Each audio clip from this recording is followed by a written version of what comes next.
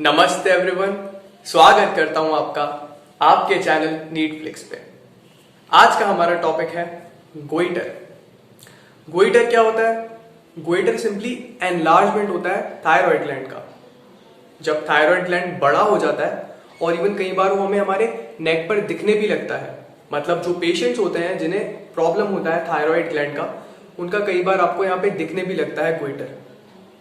जो गोइटर होता है वो सिंपली ये बताता है कि थायराइड ग्लैंड का जो फंक्शनिंग है उसमें कुछ ना कुछ गड़बड़ी है। अब गोइटर होता कैसे, वो समझने के लिए सबसे पहले हम एक बार रेगुलेटरी मैकेनिज्म देखेंगे थायराइड हार्मोन्स का। सबसे पहले गोइटर क्या है? Enlargement of thyroid gland. जब थायराइड ग्लैंड एनलार्ज हो जाएगा उस कंडीशन को हम बोलेंगे गोइटर। अब सबसे पहले होता क्या है? What is this? This is nucleus.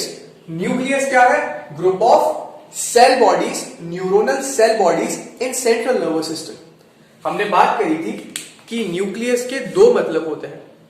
Whenever we are talking about any ordinary cell other than central nervous system, then nucleus means center of that cell, which is the headquarter of that cell where all the regulatory activities of that cell take place.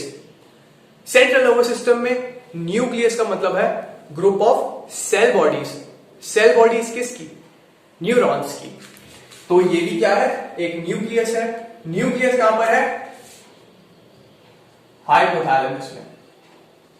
This is hypothalamus. ये क्या है? पूरा pituitary gland है। This is pituitary gland. Pituitary gland के दो lobe होते हैं। एक तो होता है जो आगे की तरफ होता है और एक होता है जो पीछे की तरफ होता है। जो आगे की तरफ होता है उसे हम बोलते हैं anterior pituitary. We call it anterior pituitary. जो आगे की तरफ एंटीरियर पिट्यूटरी। अब होगा कि जो न्यूक्लियस है हाइपोथैलेमस में, ये क्या करता है? एक हार्मोन बनाता है। क्या करेगा? एक हार्मोन बनाएगा और वो hormone by means of this circulatory system, this is portal system, this is modification of a circulatory system. Ordinary circulatory system में क्या होता है? आर्टरीज आर्टेरियोल्स में ब्रेक होती है, वो कैपिलरी नेटवर्क बनाती है। कैपिलरी नेटवर्क से वेनियोल बनता है और वो वेन्स बनाता है। पोर्टल सिस्टम में क्या होता है? दो कैपिलरी बेड्स आते हैं। This is portal system. नाम क्या है इसका? Hypothalamic hypophysial. Hypophysial word is for pituitary gland. So hypothalamic hypophysial portal system. यहां पर क्या होगा? ये जो न्यूक्लियस है ये रिलीज करते हैं एक हार्मोन।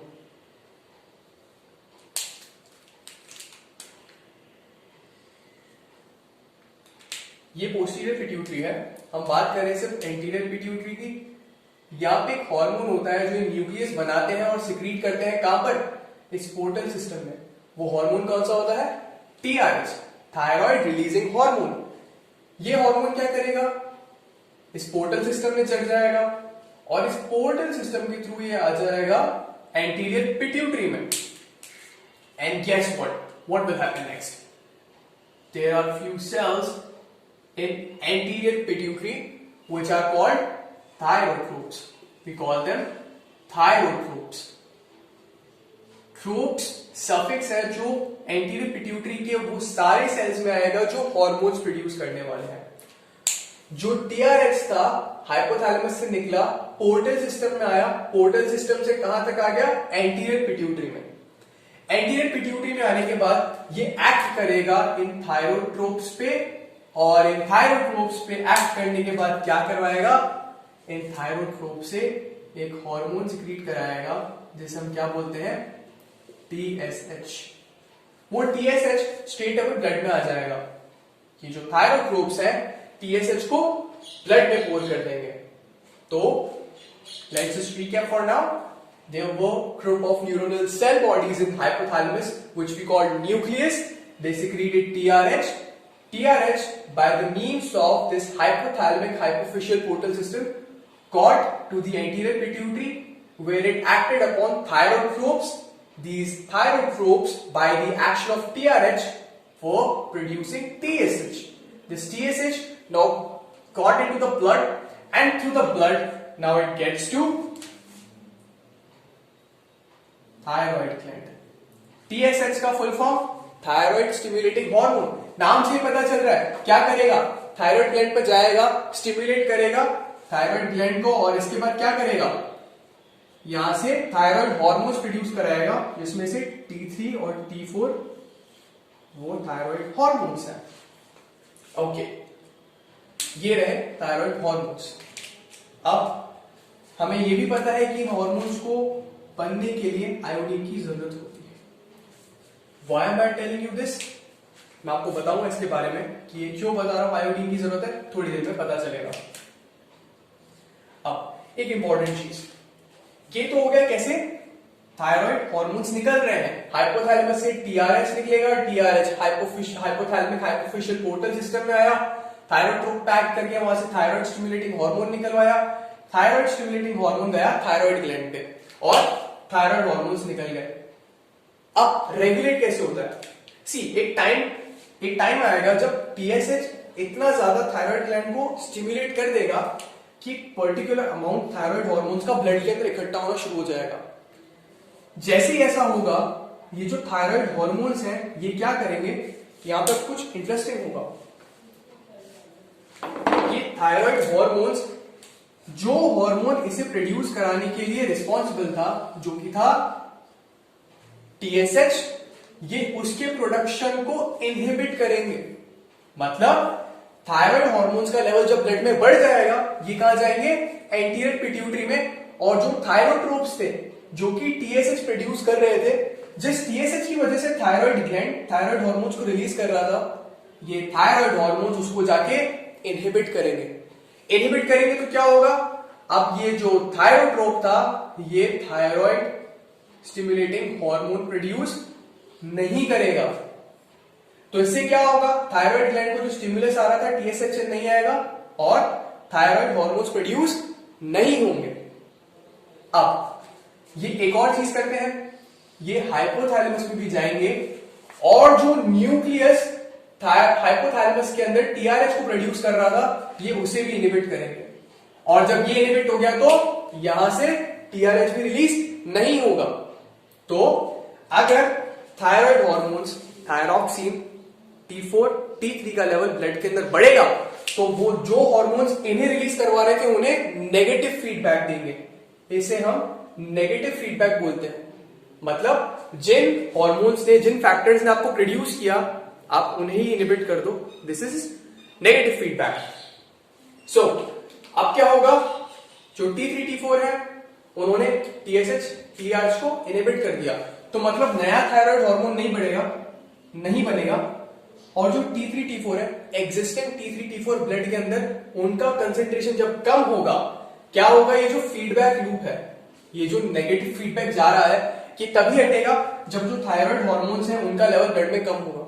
जैसे ही थायराइड हार्मोन्स का लेवल ब्लड के अंदर कम होगा, मान लेते हैं कि इनका लेवल है अब कम हो रहा है, T3, T4 का लेवल अब कम हो गया ब्लड के अंदर, तो अब क्या होगा, अब ये जो नेगेटिव फीडबैक था ये खत्म हो जाएगा. तो वापस से हाइपोथैलेमस से टीआरएच निकलेगा और एंटीरियर पिट्यूटरी से टीएसएच निकलेगा ताकि और थायरॉक्सिन हार्मोन बन सके. So this is the regulatory mechanism which operates in this axis. Hypothalamus, anterior pituitary और थायराइड की जो एक्सिस है उसमें ये जो रेगुलेटरी मैकेनिज्म है ये ऑपरेट करता है, जिससे नॉर्मल सिक्रीशन थायराइड हार्मोन्स का इंश्योर होता है. अब हम बात करेंगे एक लास्ट चीज और, एक लास्ट कंसेप्ट और, जिसके बाद हम स्ट्रेट में बात करेंगे गोइटर क्यों डेवलप होता है. पैथोलॉजी में क्या होता है, एक रूल है, जब भी कोई ऑर्गन होता है, let's talk about any organ, अगर किसी भी ऑर्गन से आप ज्यादा काम कराते हो तो वो अडेप्ट होता है, कम काम कराते हो तो भी वो अडेप्ट होता है. ज्यादा काम कराने का एक एग्जाम्पल, फॉर एग्जाम्पल होगा, अडेप्ट कैसे होगा? एक एग्जांपल दे देता हूँ। जब भी हम जिम में जाते हैं, मान लेते हैं कोई इंडिविजुअल है, जिम में गया, पहले दिन जब वो जाता है बाइसेप कर्ल मारने का है, तो वो डंबल उठाएगा 2.5 किलो का। 2.5 किलो का डंबल उठा के वो आराम से बाइसेप कर्ल मार रहा है, वो जो एक्सरसाइज अपना कर रहा है, कोई दिक्कत नहीं, बाइसेप मसल्स इतना लोड उठा सकती है 2.5 किलो का। पर एक बार 2.5 किलो का डंबल उठाने के बाद वो सीधे 10 किलोग्राम का डंबल उठा लेता है, तो होगा क्या? जो बाइसेप है उसे अब ज्यादा काम करना पड़ेगा, उसे ज्यादा काम करना पड़ेगा। हो सकता है पहले दिन वो 10 किलोग्राम का जो डंबल है उसे यूज भी ना कर पाए, उससे वो परफेक्ट एक्सरसाइज कर भी ना पाए। लेकिन कुछ दिन बाद जब वो रेगुलर ऐसा करता रहेगा तो क्या होगा? मसल्स अडेप्ट करेगी, बिकॉज उसे ज्यादा काम करना था। तो होगा क्या? मसल साइज में बड़ी हो जाएगी, जिसे हम बोलते हैं बल्की हो जाएगी मसल्स। तो जो बाइसेप है वो बल्की हो जाएगी थोड़े दिन बाद, और जो 10 किलोग्राम का डंबल था उसे वो इजीली उठा पाएगी। तो हुआ क्या? जब एक ऑर्गन था, यहां पे मसल को जब ज्यादा काम करना था तो वो अडेप्ट करी, अडेप्ट करके उसने अपना साइज बड़ा कर दिया ताकि वो काम को आसानी से कर सके। ऐसा ही होता है किसी भी ऑर्गन के साथ, अगर उससे ज्यादा काम कराओगे तो उसका साइज बड़ा हो जाएगा। In contrast to it, if you make any organ work less than it could do under physiological limits, then because of this the size of that organ will decrease. किसी ऑर्गन से अगर कम काम कराओगे जितना वो कर सकता था तो उसका साइज कम होगा। फॉर एग्जाम्पल, अगर किसी का फ्रैक्चर हो गया, मान लो किसी का हाथ में फ्रैक्चर हो गया बोन का, तो उसे क्या करते? इमोबिलाइज कर देते, कास्ट चढ़ा के, मतलब इमोबिलाइज कर रहे हैं कि वो मूव नहीं कर सकता है उसको। तो इससे होगा क्या? जो हाथ में मूवमेंट आ रहा है, ऐसा स्केलेटन है पूरी बॉडी के अंदर, और स्केलेटन को मूव मसल्स कराती है। इमोबिलाइज कर दोगे तो मसल्स काम नहीं कर रही है, आपने मसल्स को यूज ही नहीं किया। 3-4 महीने बाद जब वहां से कास्ट को हटाओगे तो आप देखोगे हाथ बिल्कुल पतला हो जाएगा। इसे बोलते हैं डिसयूज एट्रोफी, मतलब आपने मसल्स को यूज नहीं किया। अब जिस चीज को आप यूज नहीं कर रहे हो बिल्कुल भी, तो क्या होगा? मसल्स अडेप्ट कर गई और कम एनर्जी यूज करे, इसके लिए उसने साइज अपना छोटा कर दिया। ऐसे ही बॉडी में सारे ऑर्गन्स के साथ होता है। अगर आप उससे ज्यादा काम कराओगे, वर्कलोड ज्यादा रहेगा, तो क्या होगा? उसका साइज बढ़ जाएगा। और अगर किसी ऑर्गन से कम काम कराओगे, वर्कलोड कम होगा, तो क्या होगा? तो उसका साइज कम हो जाएगा। ये बेसिक प्रिंसिपल है पैथोलॉजी का। अब साइज बड़ा करने के 2 तरीके होते हैं सेल के पास। एक तो ये कि वो कर जाए हाइपरट्रोफी, और एक ये कि वो कर जाए हाइपरप्लेजिया। Hypertrophy, hyperplasia. और सेल का साइज कम करने के लिए हमारे पास बेसिकली हम उसे हाइपोट्रोफी बोलते हैं। सो उसके बारे में हम डिस्कस नहीं कर रहे हैं यहाँ पे, इन 2 की बात करेंगे। हाइपरट्रोफी में क्या होता है? जो सेल होता है, यहाँ पे इंडिविजुअल सेल का साइज बड़ा होता है। मान लेते हैं कोई ऑर्गन है हमारे पास, ये ऑर्गन है, ये ऑर्गन 5 सेल से मिलकर बना है। ये रही वो 5 सेल में बना देता हूं।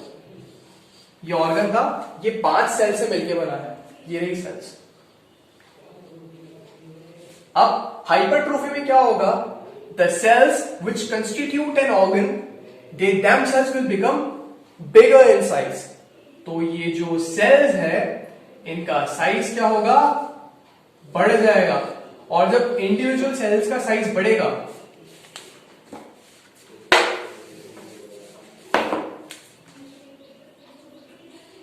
जब ये इंडिविजुअल सेल्स का साइज बढ़ जाएगा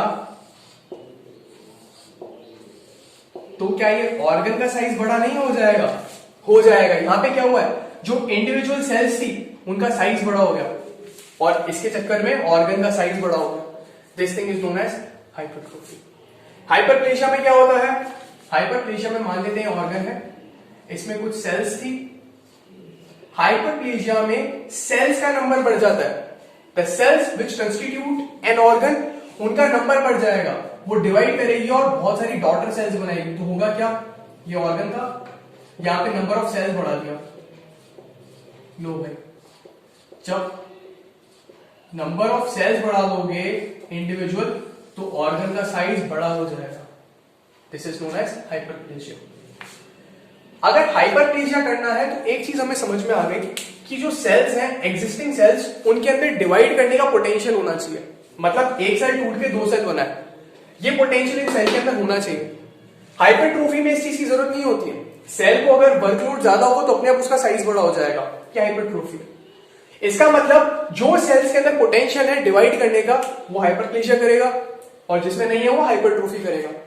दैट्स व्हाई जब आप जिम में जाते हो, आपकी मसल्स जब बल्की होती है तो स्केलेटल मसल्स में पोटेंशियल नहीं होता है डिवाइड करने का। Skeletal muscles are type of permanent tissues, तो क्या होगा, वो डिवाइड नहीं करेगा। तो वहां पे सेल का साइज बड़ा करने का एक ही तरीका है, सेल को इंडिविजुअली अपना साइज बड़ा करना पड़ेगा, जो कि हाइपरट्रोफी से होता है।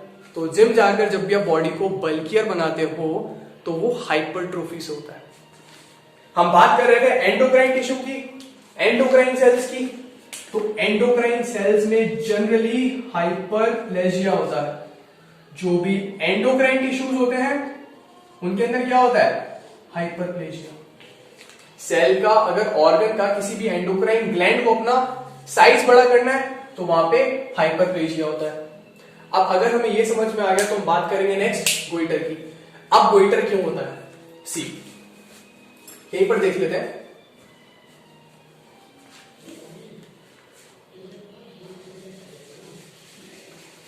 इस लूप को एक बार फिर से देखेंगे यहां पे।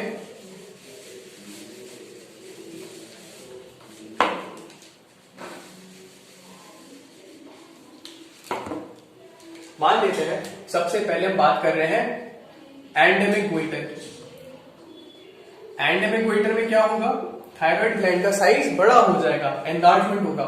इसका कॉज क्या होता है, due to deficiency of iodine. Diet के अंदर आयोडीन नहीं होता है तो एंडेमिक गोइटर होता है। कैसे होता है देखते हैं। सबसे पहले क्या होगा, हाइपोथैलेमस से टीआरएच निकलेगा, टीआरएच एंटीरियर पिट्यूटरी में जाएगा, एंटीरियर पिट्यूटरी में थायरोट्रोप्स क्या करेंगे, टीएसएच निकालेंगे, और ये टीएसएच जाके एक्ट करेगा थायराइड ग्लैंड पे। जब ये थायराइड ग्लैंड पे एक्ट करेगा तो क्या निकलना चाहिए, थायराइड हार्मोन्स। लेकिन बिकॉज इस पेशेंट के अंदर जैसे एंडेमिक गोइटर है उसमें आयोडीन का डेफिशिएंसी है, तो अब क्या होगा, अगर आयोडीन की डेफिशिएंसी है तो क्या कभी भी थायराइड हार्मोन्स प्रोड्यूस हो सकते हैं, नहीं हो सकते। Without iodine thyroxine hormone synthesis is not possible. तो होगा क्या, जब थायराइड हार्मोन्स नहीं बनेंगे तो क्या कोई नेगेटिव फीडबैक लूप जाएगा। अगर यहां पे थायराइड हार्मोन्स होते तो ये क्या करते, ये नेगेटिव फीडबैक भेजते एंटीरियर पिट्यूटरी को और हाइपोथैलेमस को कि अब मत बनाओ हाइपोथैलेमस, प्लीज टीआरएच मत निकालो, anterior pituitary please TSH produce मत करो। जिन्हें आप भेजना चाहते थे ब्लड में, थायराइड हार्मोन्स को हम ऑलरेडी पहुंच चुके हैं ब्लड में। लेकिन अगर थायराइड हार्मोन्स ब्लड में नहीं होंगे तो क्या फीडबैक कोई देगा, नहीं देगा। तो एंटीरियर पिट्यूटरी और हाइपोथैलेमस को क्या लगेगा कि थायराइड हार्मोन्स तो बन ही नहीं रहे, तो हो सकता है कि जो टीएसएच प्रोड्यूस कर रहे हैं वो कम हो, तो एंटीरियर पिट्यूटरी ज्यादा टीएसएच प्रोड्यूस करेगा और होगा क्या, एंडेमिक गोइटर में टीएसएच का लेवल बढ़ जाएगा और ये ज्यादा टीएसएच अब जाके ज्यादा रिसेप्टर्स पे एक्ट करेगा थायराइड ग्लैंड। भाई जितना ज्यादा टीएसएच उतना ही ज्यादा स्टिमुलेशन, तो थायराइड ग्लैंड को ज्यादा स्टिमुलेट करेगा तो थायराइड ग्लैंड को ज्यादा काम करना पड़ेगा। आयोडीन नहीं है लेकिन बाकी सारे कंस्टिट्यूएंट्स तो हैं जिससे थायराइड हार्मोन्स बनते हैं, तो थायराइड ग्लैंड को ज्यादा काम करना पड़ेगा और जब थायराइड ग्लैंड ज्यादा काम करेगा तो क्या होगा, हाइपरप्लेजिया, और क्या होगा यहाँ पे, गोइटर हो जाएगा। तो होता क्या है इस केस के अंदर, थायराइड स्टिमुलेटिंग हार्मोन का लेवल ज्यादा होता है, उसकी वजह से स्टिमुलेशन जो होता है थायराइड ग्लैंड का वो भी ज्यादा होता है और इसकी वजह से क्या होगा, enlargement. But mind you, this thing never happens in a normal person. Why? Because a normal person, even if TSH level is increased, it will lead to increased production of T3 and T4, which will eventually go to anterior pituitary and hypothalamus to send a negative feedback so that hypothalamus cannot make its TRH and anterior pituitary doesn't make its TSH. तो होगा क्या, TSH कम होगा तो thyroid gland का जो activity है वो अपने आप कम हो जाएगा. सो नॉर्मल पेशेंट के अंदर कभी भी नहीं होगा अगर थायरॉक्सिन बनने लगे, लेकिन यहाँ पे थायरॉक्सिन बनता ही नहीं है, तो TSH को नेगेटिव फीडबैक देने वाला कोई भी नहीं है और TSH का लेवल बढ़ जाता है और एनलार्जमेंट हो जाता है अल्टीमेटली थायराइड ग्लैंड का, जिससे गोइटर होता है. ठीक है, ये तो हो गया एंडेमिक गोइटर. अब बात करते हैं हम हमारा एक और एग्जाम्पल जिसके बारे में हमने बात करी थी, ग्रेव्स डिजीज. ग्रेव्स डिजीज, अगर आपको ध्यान हो, हमने ग्रेव्स डिजीज की जब बात करी थी तो हमने कहा था ये एग्जाम्पल है हाइपरथायरॉयडिज्म का. हाइपरथायरॉयडिज्म का एग्जाम्पल है, मतलब यहाँ पे T3 और T4 का लेवल ज्यादा होगा. एंडेमिक गोइटर के केस में हमने ऑलरेडी कह दिया था ये क्या है, हाइपोथायरॉयडिज्म का एग्जाम्पल है. तो यहां पे हमने देखा कि थायरॉक्सिन का सिंथेसिस वैसे भी नहीं हो रहा था, थायराइड हार्मोन्स नहीं बन रहे थे बिकॉज आयोडीन कम था. तो इस चीज को भी हमने यहां से जस्टिफाई कर दिया. ग्रेव्स डिजीज में क्या होता है, ये ऑटो इम्यून डिजीज है. यहाँ पे क्या होती है, ऑटो इम्यूनिटी.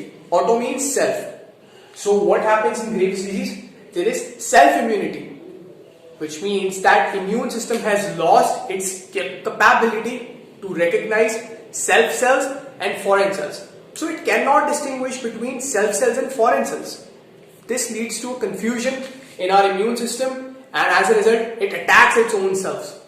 जो खुद के सेल्स हैं ये उसे अटैक करता है और उसकी वजह से क्या होता है, यहाँ पर डिस्ट्रक्शन नहीं होगा. मैंने कहा था ग्रेव्स डिजीज में ऑटो इम्यूनिटी की वजह से थायराइड ग्लैंड डिस्ट्रॉय नहीं होगा, हाशिमोटोज में हो जा रहा था. हाशिमोटोज डिजीज के अंदर जो ऑटो इम्यूनिटी है वो थायराइड ग्लैंड को डिस्ट्रॉय कर रही थी, लेकिन ग्रेव्स डिजीज में ऐसा नहीं होगा. क्या कर रही थी ग्रेव्स डिजीज में, हो क्या रहा था, जो एंटीबॉडीज बन रही थी. मैं एंटीबॉडीज को रेड कलर से बना देते हैं, ये मैं बना रहा हूं antibodies. What are these, these are antibodies. ये एंटीबॉडीज क्या करती है, ये जाके एक्ट करती है थायराइड ग्लैंड पे. And guess what? Where do they act? ये कहां एक्ट करती है, ये उसी रिसेप्टर पे एक्ट करती है जिसपे FSH एक्ट करता है. तो ये क्या करती है, ये FSH को मिमिक करती है. These antibodies which are produced in Graves disease, they mimic FSH and act on the same receptors of FSH on thyroid gland. तो थायराइड ग्लैंड पे ये वैसे ही एक्ट करेगी जैसे FSH एक्ट कर रहा था. और क्या करेगी, वही काम जो FSH करा रहा था. ये क्या करेगी, यहां से थायराइड हार्मोन्स का प्रोडक्शन करवाएगी. ये एंटीबॉडीज इन रिसेप्टर्स पे एक्ट करेगी. अब होगा क्या इसकी वजह से, ये एंटीबॉडीज थायराइड हार्मोन्स को निकलवाती रहेगी. क्योंकि यहाँ पे ऑटो इम्यूनिटी तो एंटीबॉडीज की कोई कमी नहीं है. जब भी एंटीबॉडीज बनेगी थायराइड ग्लैंड पे अटैक कर देगी और थायराइड ग्लैंड को ज्यादा स्टिमुलेट करेगी. अब अगर इस स्टिमुलेशन को कभी रोका नहीं तो थायराइड ग्लैंड अल्टीमेटली फिर से एनलार्ज हो जाएगा. प्रॉब्लम क्या है, यहाँ पे जो T3 T4 बना है ये नेगेटिव फीडबैक देता है. जैसे ही T3 T4 का लेवल ब्लड में बढ़ता है तो ये क्या करती है, ये नेगेटिव फीडबैक देती है. किसको, TSH के रिलीज को. एंटीरियर पिट्यूटरी पे जाती है और नेगेटिव फीडबैक देती है और TRH का प्रोडक्शन भी रुकवा देती है. लेकिन क्या यहाँ पे TSH और TRH रिस्पॉन्सिबल है इंक्रीज थायराइड हार्मोन प्रोडक्शन के लिए इन ग्रेव्स डिजीज? आंसर है नहीं. कौन कर रहा है काम, एंटीबॉडीज कर रही है. तो अगर कोई फैक्टर नहीं आया जिसने इस एंटीबॉडी को इनहिबिट किया तो थायराइड बार बार थायराइड हार्मोन्स को बनाता ही रहेगा. थायराइड ग्लैंड से हार्मोन्स निकलते ही रहेंगे और इन्हें इनहिबिट करने के लिए कुछ भी नहीं होगा. तो यही प्रॉब्लम होता है यहाँ पे. ये जो एंटीबॉडीज है इन्हें इनहिबिट करने के लिए हमारे पास कुछ नहीं होता है, तो थायराइड हार्मोन्स का लेवल भी बढ़ जाता है और अल्टीमेटली थायराइड ग्लैंड एनलार्ज भी हो जाता है. क्योंकि ये जो एंटीबॉडीज है थायराइड ग्लैंड को स्टिमुलेट करती रहती है और थायराइड ग्लैंड का वर्कलोड बढ़ जाता है जिसकी वजह से उसका साइज बड़ा हो जाता है बिकॉज ऑफ हाइपरप्लेजिया. तो अब यहाँ पे क्या हो रहा है, एंटीबॉडीज आई, थायराइड ग्लैंड पैक्ट करी, थायराइड हार्मोन्स को निकलवाया जिन्होंने TSH को इनहिबिट कर दिया. तो इन पेशेंट्स में TSH का लेवल कम होगा. एंडेमिक गोइटर में TSH का लेवल ज्यादा था, इनमें TSH का लेवल कम होगा. एंडेमिक गोइटर में T3 T4 का लेवल कम था, इन पेशेंट्स के अंदर T3 T4 का लेवल ज्यादा होगा. यहाँ पे एक और चीज लिख देते हैं, इन पेशेंट्स के अंदर क्या होगा, टीएसएच का लेवल कम होगा। अच्छा, ये जो एंटीबॉडी है जो थायराइड ग्लैंड को स्टिमुलेट कर रही है, हमने इसका नाम रखा है TSI, we call it thyroid stimulating immunoglobulin. Immunoglobulin जो एंटीबॉडीज होती है उनको हम इम्यूनोग्लोबुलिन बोलते हैं। सो हो क्या रहा है, ग्रेव्स डिजीज के अंदर थायराइड स्टिमुलेटिंग इम्यूनोग्लोबुलिन बन रहा है बिकॉज ऑफ एंटीबॉडी एक्ट कर रहा है थायराइड ग्लैंड पे, उसे स्टिमुलेट कर रहा है, ज्यादा काम करा रहा है, जिससे वो बहुत सारा थायराइड हार्मोन प्रोड्यूस कर रहा है। This increase level of thyroid hormones in the blood sends a negative feedback to anterior pituitary to stop the production of TSH, जिसकी वजह से TSH का लेवल कम है इन पेशेंट्स में। सो एंडेमिक गोइटर और ग्रेव्स डिजीज में गोइटर होने का कारण ये था कि थायराइड ग्लैंड का वर्कलोड बढ़ जाता है इन मैकेनिज्म से। अब लास्ट एक टेबल बता के मैं आपको बता देता हूं। जब भी आप डॉक्टर के पास जाते हो वो यही चीज देखता है, वो आपसे जब भी थायराइड का टेस्ट कराता है वो देखना चाहता है कि टीएसएच T3 T4 का लेवल बढ़ तो नहीं गया, ताकि जल्दी पता चल जाए तो उसे जल्दी ट्रीट किया जा सके। ऊपर हम बात करते हैं ग्रेव्स डिजीज, नीचे हम बात करेंगे एंडेमिक गोइटर की। क्या है यहां पर,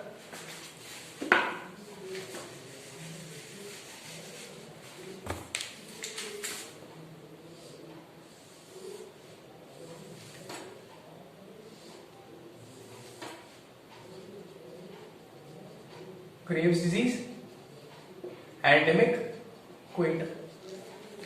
हम देखेंगे यहां पे बनाते हैं हम TSH T3 T4, इनका लेवल क्या होता है जब भी आप इन्वेस्टिगेशन कराते हो। ग्रेव्स डिजीज के अंदर जो TSH है उसका लेवल कम होगा और T3 T4 का लेवल ज्यादा होगा। एंडेमिक गोइटर में T3 T4 का लेवल कम होगा और TSH का लेवल ज्यादा होगा।